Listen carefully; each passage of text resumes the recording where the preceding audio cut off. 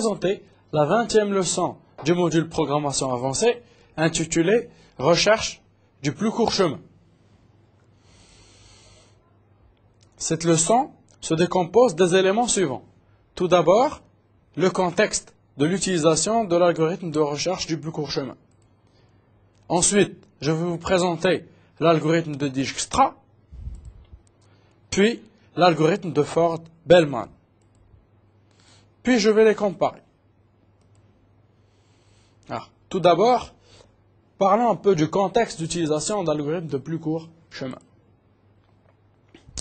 Une définition. Le problème du plus court chemin se définit de la manière suivante. On dispose d'un réseau, donc G, avec un certain ensemble de nœuds, un ensemble d'arcs et une valuation. Le problème 1, c'est de construire un chemin minimal entre deux nœuds S et T, les deux dans G. Donc un premier problème, j'ai un réseau. Donc c'est un graphe orienté évalué. J'ai deux nœuds S et T. Je veux calculer le plus court chemin qui mène de S à T dans ce réseau-là. Alors, deuxième problème, je veux construire un chemin minimal pour tout paire de nœuds de G, algorithme matriciel. C'est-à-dire où je vais obtenir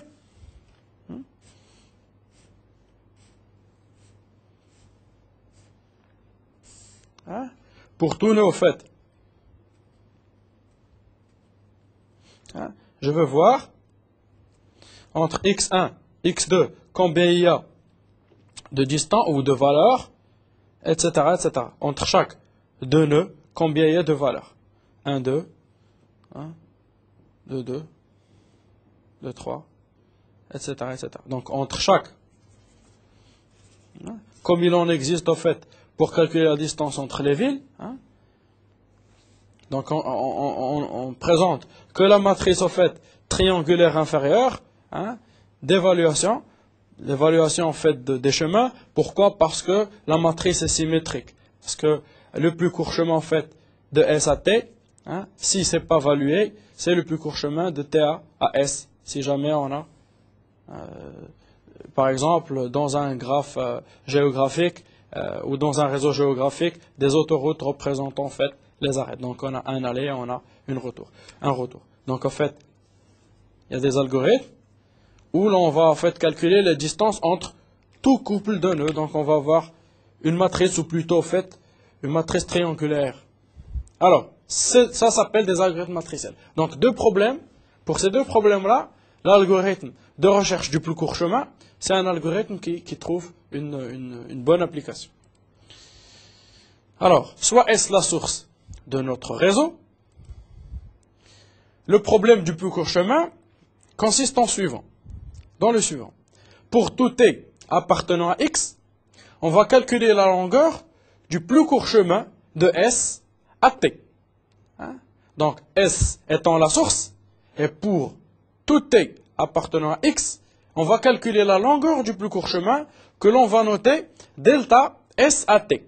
C'est-à-dire en fait la distance minimum que l'on parcourt, ou la valuation plutôt, pour être générique, la valuation minimum que l'on parcourt en fait sur le chemin en fait qui mène de S à T.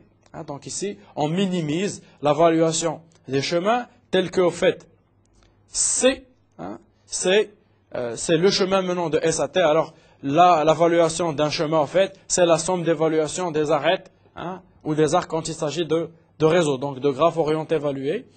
Union plus l'infini, c'est-à-dire en fait, quand on ne connaît pas la distance en fait ou la valuation minimale d'un certain chemin, on met plus l'infini. Donc au tout départ, on met que des plus l'infini, c'est-à-dire qu'on ne connaît pas, on met le maximum possible, c'est-à-dire plus l'infini, pour minimiser. Alors, comme exemple d'application, on peut citer en logistique les tournées de véhicules. Par exemple, dans un aéroport, il y a des véhicules qui font un certain nombre de tournées par jour pour rechercher au fait des containers, pour transporter des containers d'une partie du port vers une autre partie du port. Dans le transport en logistique, comment ne pas perdre beaucoup d'essence pour transporter au fait des marchandises d'une ville à une autre, etc. Par exemple. Alors en finance, gestion de portefeuille. En vision, reconnaissance de forme. Donc calculer le chemin le plus court peut permettre de reconnaître une forme. En robotique, exploration d'un labyrinthe. Donc, il y a des conditions d'existence d'un chemin, du plus court chemin. Alors, cette condition, c'est l'absence de circuit absorbant que l'on va voir tout de suite. Donc, pour qu'un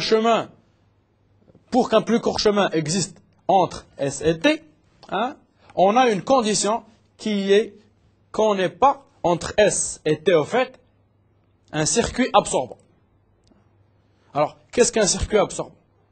On a ici 3 nœuds, X, Z et Y. Et on a mu, un chemin non élémentaire, c'est-à-dire ne passant plus d'une fois par un même nœud, c'est-à-dire qui lui est Z, donc de X à Y, avec un circuit phi. Donc en fait, mu, c'est un chemin qui va jusqu'à Z, qui fait d'autres tours, alors passant par d'autres nœuds ou pas, qui revient vers Z et qui va vers Y. Donc mu, c'est le chemin non élémentaire suivant. Donc non élémentaire parce qu'il passe 2 fois par Z. Alors, mu prime, c'est une restriction de mu ne contenant pas phi. Donc en fait, si entre X et Y, on a un certain chemin non élémentaire donc qui passe par Z 2 fois, puis qui va vers Y, on va prendre une restriction de mu, que l'on nomme mu prime, et qui va de X à Y, en passant une seule fois par chaque nœud. Et donc, comme conséquence, par Z, une seule fois. Donc, mu prime ne contient pas de circuit. Alors, la valuation de mu. La valuation de mu, c'est au fait la valuation de mu prime, plus la valuation de phi. Donc, pour voir quelle est la valuation de mu prime qui passe par Z, qui fait des tours, et puis qui revient à Z, puis qui va à Y, en fait, c'est la valuation du chemin restriction, donc mu prime allant de X à Y, plus le chemin, donc le circuit, au fait, qui va de Z et qui revient à Z. Donc, on découpe. Donc, si phi est un circuit absorbant, alors qu'est-ce que ça veut dire un circuit absorbant? Ça veut dire, au fait, sa valuation est négative. Donc, un circuit absorbant, c'est un circuit qui a une valuation négative. Donc, il n'existe pas de chemin minimal de X à Y.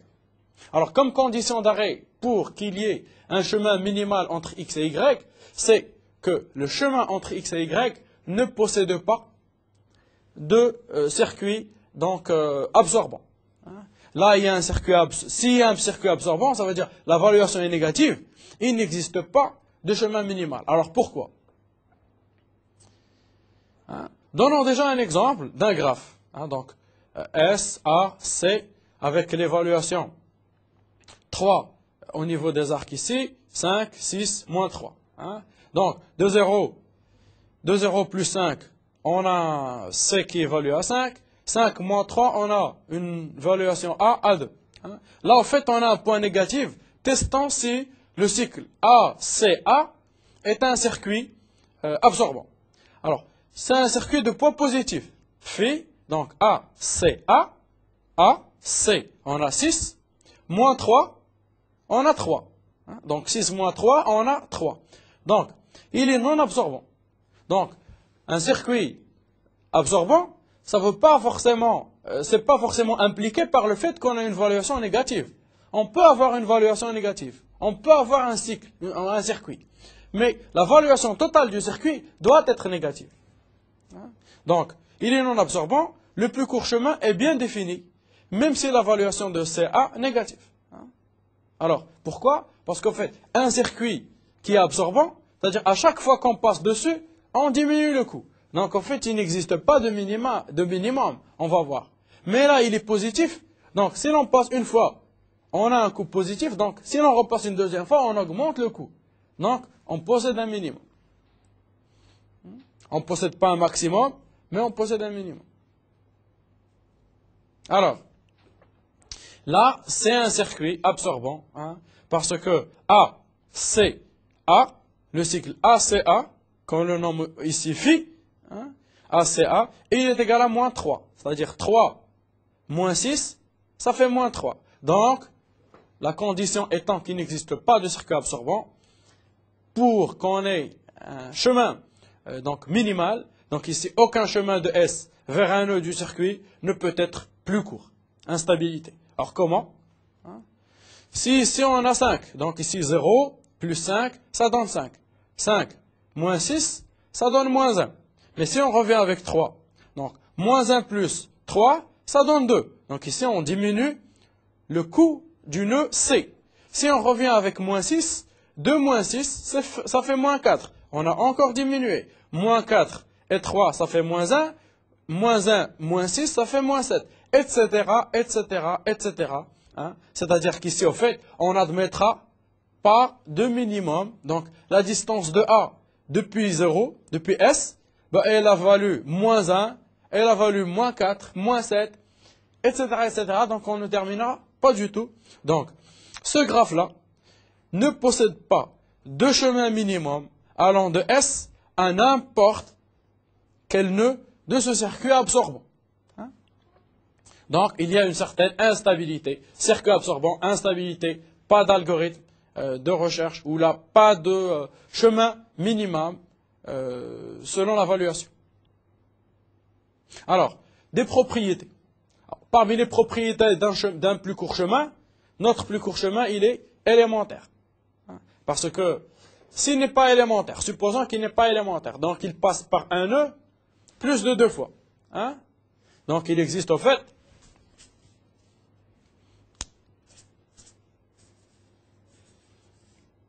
alors, si ça c'est phi.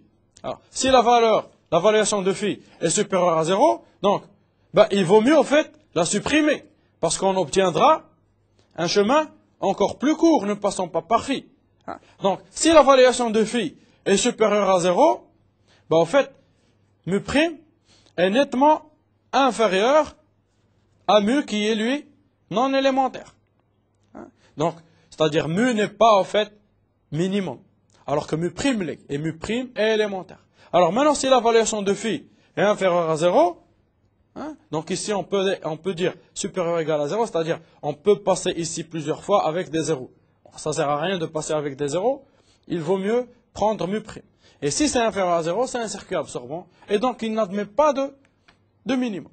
Donc vu que notre graphe, pour aller de S à T, l'hypothèse c'est qu'il n'admet pas de circuit absorbant, s'il admet un circuit positif, de valuation positive ou nulle, alors ben, on ne doit pas inclure le positif ou nul parce que ça ne fera qu'augmenter la valuation de notre circuit. Hein? Donc autant virer, hein, et prendre au fait mu' qui elle ne contient pas de cycle et donc qui est inférieur en termes de valuation. Alors, voilà donc en fait mu. La variation de mu, c'est la variation de mu' plus la variation de phi. Si la variation de phi est supérieure à 0, alors v mu' inférieur à v de mu, ça veut dire en fait que mu' est minimal par rapport à v selon la variation v. Le chemin minimal plus court est forcément élémentaire, donc mu' est forcément élémentaire. On a supposé que mu peut être minimal et élémentaire, mais non. Donc c'est mu' qui gagne et qui est non élémentaire. Le problème donc du phi absorbant, ben, en fait, il est éliminé par la condition d'existence. Alors, problème d'optimisation, le problème du plus court chemin est un problème d'optimisation. Hein? Pourquoi? Parce qu'on ne cherche pas une solution, on cherche la meilleure solution. Donc, voir le 122-25.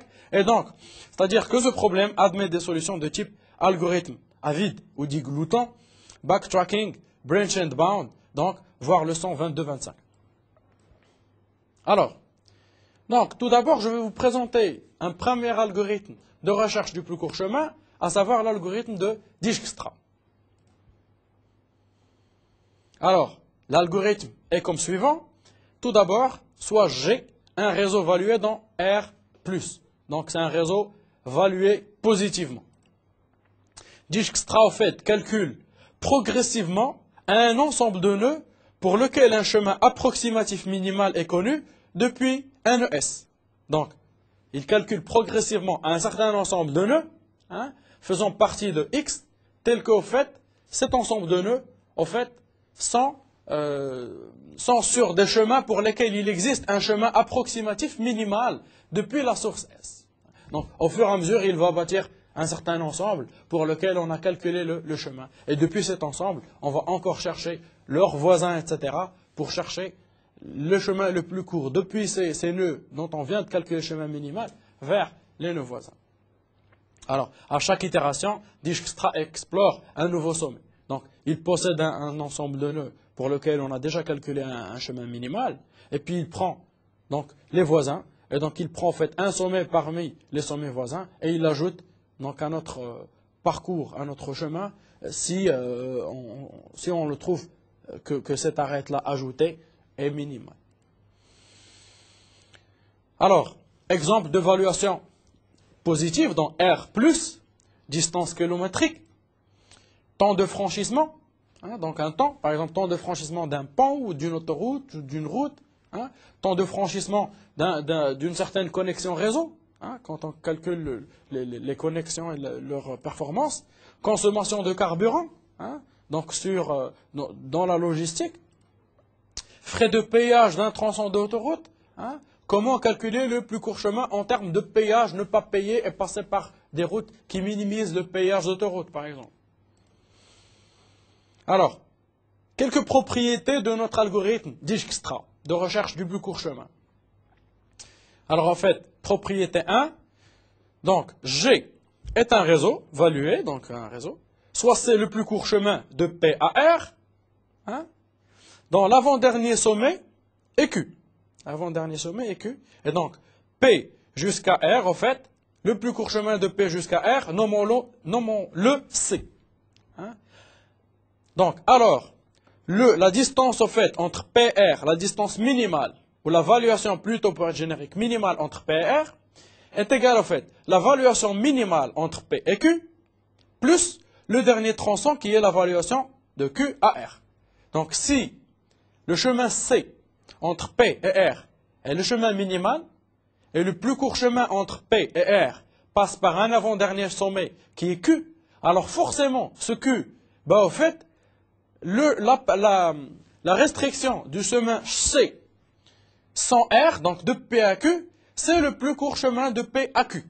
Donc c'est ce que l'on dit ici, le plus court chemin de P à R, c'est forcément le plus court chemin de P à Q, plus le dernier tronçon de Q à R.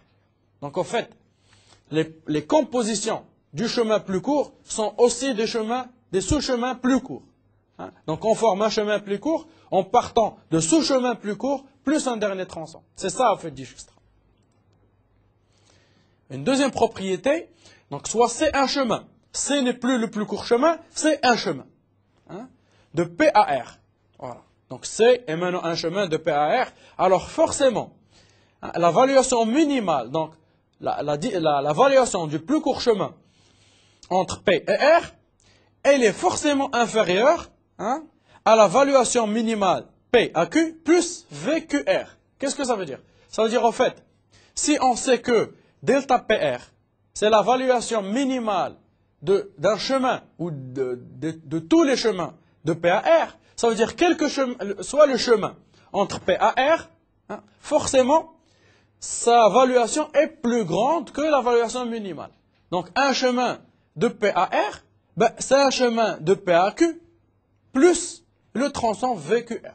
Donc, tous les chemins menant de P à R ont forcément une valuation supérieure ou égale à la valuation minimale entre P et R, qui est au fait symbolisée par delta PR.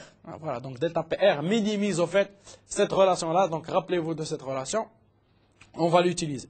Delta PR inférieur à delta PQ plus VQR, sachant que U c'est l'avant-dernier sommet sur un chemin quelconque entre P et R. Alors, on va faire en fait une approximation de nos relations. Donc, condition. Alors, la condition en fait qu'on a dit pour Dijkstra, c'est qu'on ait en fait une valuation positive, c'est-à-dire toutes les valuations PQ, quel que soit P, quel que soit Q dans X, sont positives.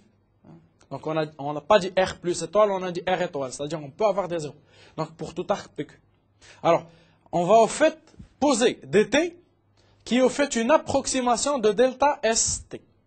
Donc en fait, au lieu de dire donc delta ST, c'est au fait le minimum d'évaluation qui vont de S, de tout le chemin de S vers T. C'est le minimum. Alors, on va en fait approcher cette valeur-là, on va l'approcher, et on va poser en fait dt, une approximation en fait, de cette valuation minimale. Donc, elle existe forcément, et dt c'est une approximation en fait successive. On va itérer, et à chaque itération, on va calculer des valeurs, et on va s'approcher de notre valeur minimale. Donc dt va converger au fur et à mesure jusqu'à retrouver ST.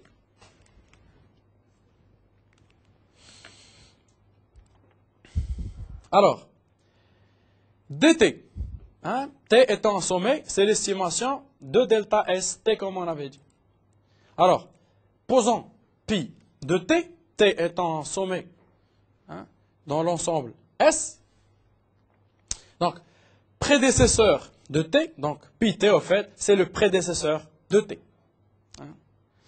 Donc, c'est l'avant-dernier sommet au fait d'un chemin de S à t ayant pour coût dt. Donc, pi t, c'est le prédécesseur au fait. Donc, regardons-le ici. Pi t ici, c'est le prédécesseur de t sur un chemin minimum menant de S à t. Alors, minimum, pas au sens absolu, au sens relatif, parce qu'on va utiliser une mesure approximée. Donc, en fait, sur un chemin, en fait, de coût dt allant de S à t, pi t, en fait, c'est l'avant-dernier, en fait, nœud de ce chemin-là. Alors, la relaxation, elle est dans quel sens? C'est de dire, en fait, donc, pi SR, delta SR, c'est delta SQ plus VQR. Donc ça, en fait, on sait que un chemin minimum entre S et R, sa valuation, c'est la valuation du chemin minimum entre S et Q plus VQR. Bien sûr, si Q est l'avant-dernier élément du chemin le plus court menant de S à R. Donc voilà, si on a de S à R, notre chemin minimum, il est de mesure au fait SR, et on sait qu'au fait que DR, il ne fait qu'estimer delta SR, alors forcément DR va être supérieur toujours à delta SR. Et si l'on estime delta SQ par DQ, DQ va être forcément supérieur à delta SQ, et là on a VQR qui est constante, qui dépend au fait du réseau. Donc, en fait, on va relaxer, au fait, cette expression-là pour dire qu'au fait, on va écrire DR est égal à DQ plus VQR. Donc, c'est une relaxation. On va passer, au fait, de la valeur minimale à la valeur, au fait, qu'il estime. Et donc, au fait, on a DR, la relation récursive. DR est égal à DQ. DQ étant l'avant-dernier nœud du chemin, au fait, estimant le chemin minimum plus VQR. Alors, voilà, on redépose le même schéma. Donc, en fait, on initialise, on fait une certaine initialisation. On dit au fait que la valuation pour un certain nœud t, quel que soit t, la valuation en fait du nœud est plus l'infini. Donc, rappelez-vous, plus l'infini, donc il est plus grand que tous les minimums, donc c'est une valeur par défaut. Et au fait, le prédécesseur de t sur le chemin minimum estimatif allant de S à t est nul au départ, on ne connaît pas quel est le prédécesseur sur le chemin minimum.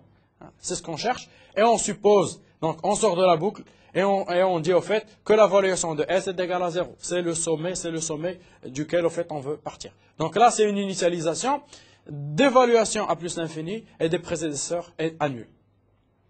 La relaxation, en fait, elle dit qu'au fait, si on trouve que l'estimation R, elle est plus grande, en fait, que VQR plus l'estimation de D, ça veut dire, en fait, que là, on a trouvé une certaine estimation, donc un certain chemin, sa valeur, le dernier chemin trouvé minimum entre S et R, ben, sa valuation, elle est encore plus grande que ce que l'on vient de trouver avec un autre Q, Q étant un sommet de S, plus VQR. Donc, en fait, Q, il est encore beaucoup plus intéressant de passer par Q et puis d'aller à R que de passer par l'autre chemin qu'on avait trouvé dans l'itération d'avant. Donc, en fait, on dit que le prédécesseur de R sur le chemin minimal estimatif, donc on utilisait D, est égal à Q, et qu'on dit au fait que DR, en fait, la nouvelle valuation de R, c'est la valuation de Q plus VQR. Donc selon ce schéma-là. Alors, l'algorithme générique est qu'on fait l'initialisation de toute l'évaluation de tous les sommets, plus l'initialisation de tous les prédécesseurs de tous les sommets, puis on dit que Q, c'est un ensemble, qu'on initialise au fait à X, l'ensemble de tous les sommets, et on dit tant que Q n'est pas vide, qu'est-ce qu'on fait? En fait, on trouve un Q, donc un sommet, qui minimise au fait D par rapport, qui minimise au fait Q par rapport à la valuation D, on le retranche de Q, donc on cherche un minimum et on le supprime, et puis pour tous successeurs R de Q, qu'est-ce qu'on fait? On relâche QR. Donc on a un ensemble d'éléments, on fait une initialisation comme on avait. Puis on a un ensemble d'éléments qui est au fait égal à X, et tant que cet ensemble au fait n'est pas vide, qu'est-ce que l'on fait? On prend le minimum par rapport à D de Q, donc on prend le sommet qui unise D de Q, et puis qu'est-ce qu'on fait? Donc on a dit au fait D de S est égal à 0, donc, et tout le reste à plus l'infini, donc forcément on va commencer par S, donc le début au fait des chemins minimaux. On va prendre S, et au fait on supprime ce minimum, et on regarde tous ses successeurs, et au fait pour tous au fait, les arêtes incidentes au fait à R, donc qui sont les arêtes QR en fait, incidentes à Q, QR, qu'est-ce qu'on fait? On relâche en fait ces arêtes incidentes à cet élément minimum. Donc on a un ensemble, ok? Et pour en fait tous les arêtes incidentes à cet élément-là, on prend Q, on prend en fait Q au fait qui minimise D, on prend Q qui minimise D, et on va prendre tous ses successeurs et on va les relâcher. Donc on va voir ce que c'est. Donc le relâchement en fait, on a dit que si DR est supérieur à DQ plus VQR, alors DR reçoit DQ plus VQR et pi R est égal à Q. C'est ça la relaxation comme on a vu tout à l'heure. Alors ici on a cardinal de X itération parce qu'au fait on a cardinal de X éléments. Donc ici au fait on a notre réseau, on a tout initialisé à plus l'infini, voilà notre Q et tous les prédécesseurs à nul. Donc on prend en fait S, on le met à 0, qui au fait, il est le minimum en fait, de ce Q par rapport à D. Donc pour l'instant, tous les prédécesseurs sont nuls. Et puis on va prendre en fait les successeurs et on va les relaxer. Donc en fait, on a un successeur, donc on avait plus l'infini qui est supérieur à 0 plus 3, donc reçoit 3. Et on dit que A, son prédécesseur c'est S. De la même manière, C, son prédécesseur c'est S. Et sa valuation est égale à 5. Maintenant, on prend un second élément de Q qui minimise. Alors, on a, bien sûr, qui n'a pas été traité. Donc, 3. Alors, on prend 3 et on va essayer de refaire la même chose. Donc, pour tous les successeurs de A, on va faire la relaxation des arêtes incidentes menant à ces successeurs. Donc, on a ici, plus l'infini est toujours supérieur à 3 plus 5. On remplace.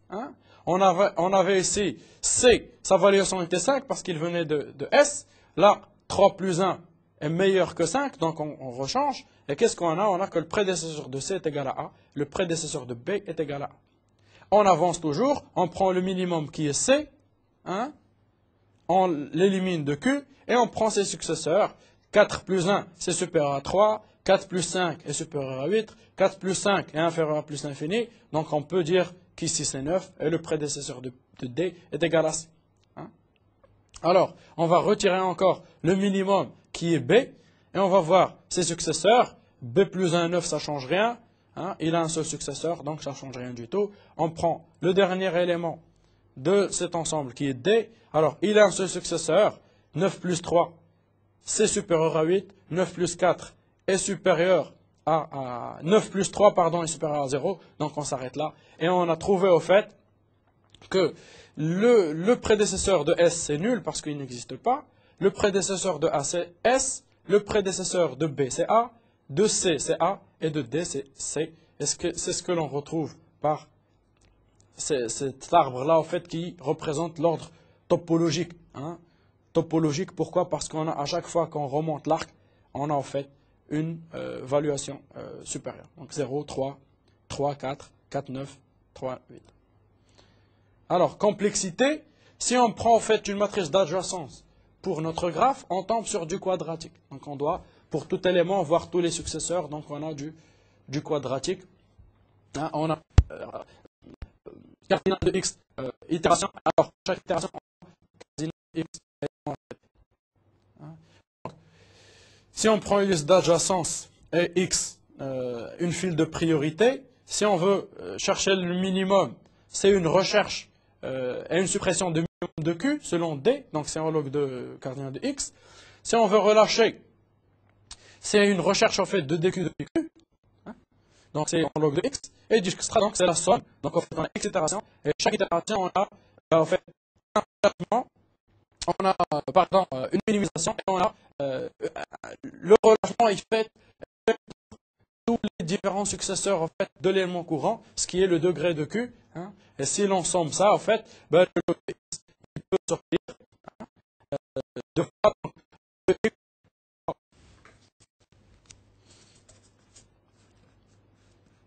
Log x fois la somme de 1 plus degré de Q. Ça peut sortir aussi. Hein. Donc ça fait la somme des degrés au fait, ça fait du E. Et la somme de Q, ça fait au fait du X. Okay. Donc au fait, plus par log de X. Voilà, donc j'extrais un grand taux de X plus E log de X.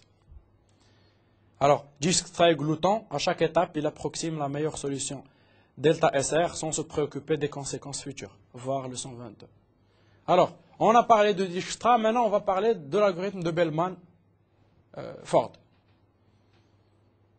Alors, on a un réseau valué dans R, maintenant c'est pas R+, c'est R. Alors, Bellman-Ford, il relâche tous les arcs plusieurs fois, contrairement à Dijkstra, donc il fait des traitements itératifs pour estimer des X, par approximation progressive. Donc il fait un certain nombre de traitements jusqu'à s'arrêter en relâchant. L'algorithme, il détecte la présence de circuits absorbants, contrairement donc à Dijkstra. Alors, la stratégie, au fait, un plus court chemin de S à tout autre sommet X est un chemin d'ordre au plus, donc cardinal de X moins 1. Donc si on a un chemin de X, donc de X sommet, ben, au fait, on a au plus cardinal de X moins 1 arc. Donc, en fait, Bellman-Ford converge, se stabilise au bout de cardinal X étapes, au maximum. C'est-à-dire le bon poids, mais maximum cardinal de X étapes pour propager de n'importe quel nœud, et en particulier S, jusqu'à X. Donc, on a cardinal de X itération. Donc, cardinal de X, relaxation. Les relaxations se font de la manière suivante, comme on a vu. Si on veut relâcher ça, 5 plus 2, 7 inférieur à 9, ça change. 5 moins 2, 1, 3, donc on change. 5, 2, 7, et là 6, donc on ne change rien du tout. Donc on a notre graphe. On va faire une première relaxation. Donc pour tous les nœuds, on va les relaxer. Hein. On va tomber sur les poids suivants. On va encore faire un deuxième tour, hein, sur tous les différents arcs. On va encore relaxer, on ne change rien du tout. Les coups sont stabilisés. Donc, en fait, on va répéter, hein, au fait, quels que soient, au fait, les arêtes, on les relâche, et on dit, au fait, qu'on est stable, et tant qu'on est stable, et tant qu'il existe un arc, on essaie, au fait, de voir s'il est stable, c'est-à-dire qu'au fait, que dy est inférieur à d de x plus vxy. Si on arrive à encore minimiser ce qui n'est pas stable, c'est-à-dire si ça c'est inférieur, c'est qui n'est pas stable, hein, et on s'arrête, au fait, tant que non stable. Donc on s'arrête quand c'est stable, ou bien quand on atteint, en fait, cardinal de x itération. Donc un arc est relaxé et stable si après que l'on relaxe une deuxième fois, l'estimation dy de delta ne donne pas une valeur plus petite, donc on minimise pas à l'infini, donc on arrive à se stabiliser. Sans stabilité après x itération, il y a présence de circuit absorbant. Donc si on n'arrive pas à stabiliser, il y a un circuit absorbant, donc il le détecte, Bellman-Ford détecte. Alors en termes de complexité, on relâche en grand taux de log de 1, hein, donc ça c'est constant, hein, on relâche dans l'ordre d'apparition des arcs, pas de recherche à effectuer. Bellman-Ford est x fois e fois relâché grand taux de x fois e, hein, donc en grand taux de x fois e. Hein. Si l'on essaie maintenant de comparer,